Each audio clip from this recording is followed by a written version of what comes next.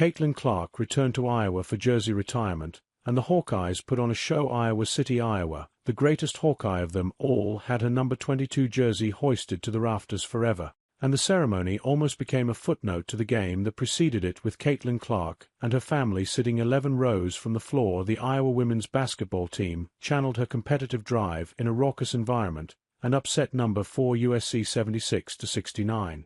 It was a signature victory for first-year head coach Jan Jensen, and that it took place with Clark in attendance for the first time since her record-breaking run provided the confluence to a glorious afternoon for those wearing black and gold.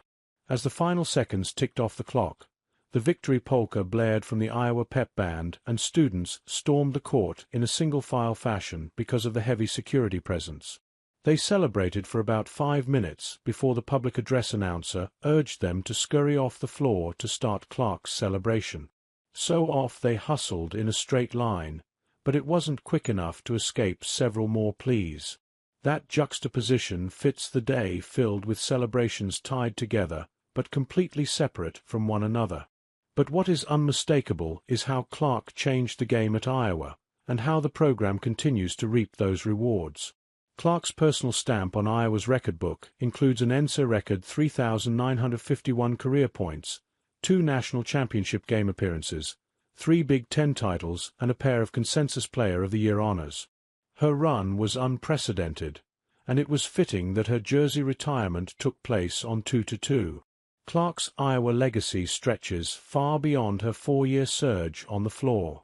From how the community continues to celebrate women's basketball to the relentless home court advantage on display Sunday, Clark's Iowa story didn't end last April when the WNBA's Indiana Fever drafted her number 1 overall.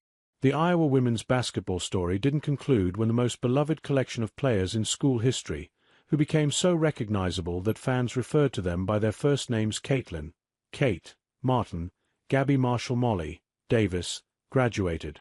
Interest in women's basketball didn't fade when coach Lisa Bludder, the Big Ten's winningest women's basketball coach and every bit as cherished as her players, retired in May. It was only the beginning. With number 4 USC and superstar Juju Watkins in tow, hundreds of fans stood outside of Carver Hawkeye Arena nearly 3 hours before tip-off. The cheapest ticket on the resale market was $153, but it was located nearly on top of the arena. Fans of every age group dug out their number 22 shirts, and the festive vibe permeated the pre-game environment.